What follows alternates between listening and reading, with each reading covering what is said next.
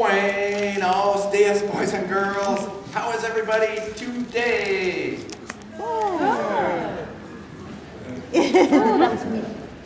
Hi, kids. It's good to see you all here this morning. Good morning, Methodists. What's happening? What? I just noticed that we're in violation of the Methodist gap. We're not minding the gap. What? The germ avoidance policy. The gap, and we're in violation of it.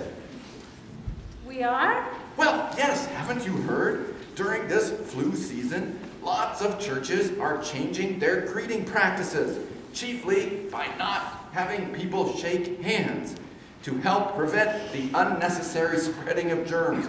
And we're doing it. No, we're not. We just said our usual hellos with nary a hand wave and certainly no shaking hands.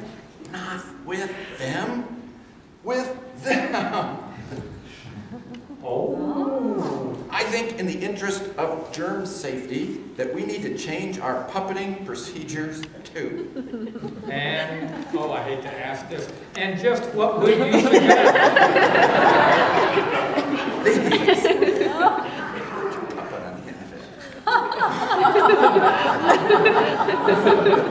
You can never be too careful. You don't think this is carrying things a bit too far? Ah! Stop doing that!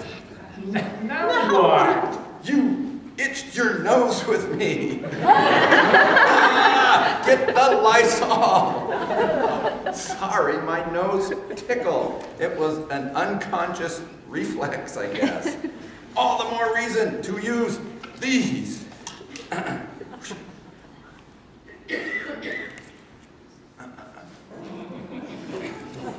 There. Shoot.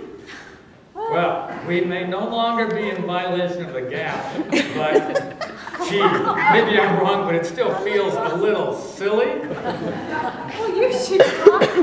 You never move your mouth much anyway.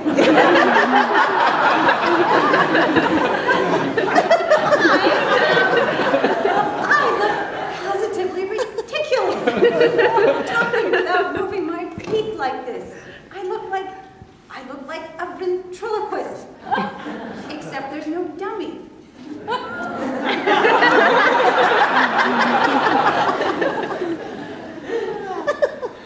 I suppose it would be too much to have to ask that all of this be connected somehow to today's Bible story.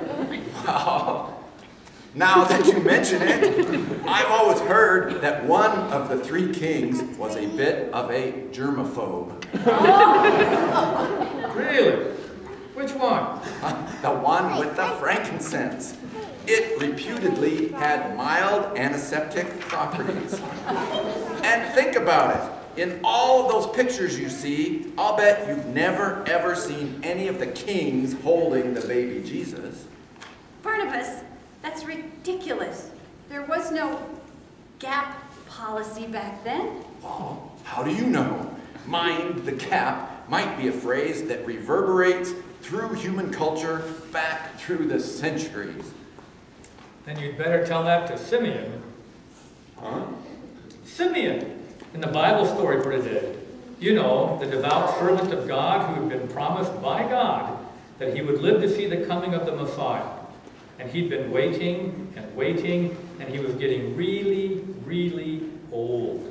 And still, no Savior. That's right. And then, one day, finally the Spirit came to him and said, "Today, go down to the temple today." So he did, arriving just as Mary and Joseph were bringing their new baby Jesus to the temple to be blessed. And as soon as Simeon saw the baby, he knew. And he scooped up the baby Jesus in his arms, and he blessed God, and then blessed Mary and Joseph, and he blessed Jesus. He was here at last, the Messiah, the Savior. And Simeon was holding him in his arms, the way that Jesus would soon be holding the world in his. And not keeping us all at arm's length, poking us with a stick. I guess you're right. I guess that binding love is even more important than minding the gap. And I love the image of Simeon holding the baby Jesus. I think we should all do it right now. Everyone, hold the baby Jesus like this, and then let's sing to him. Away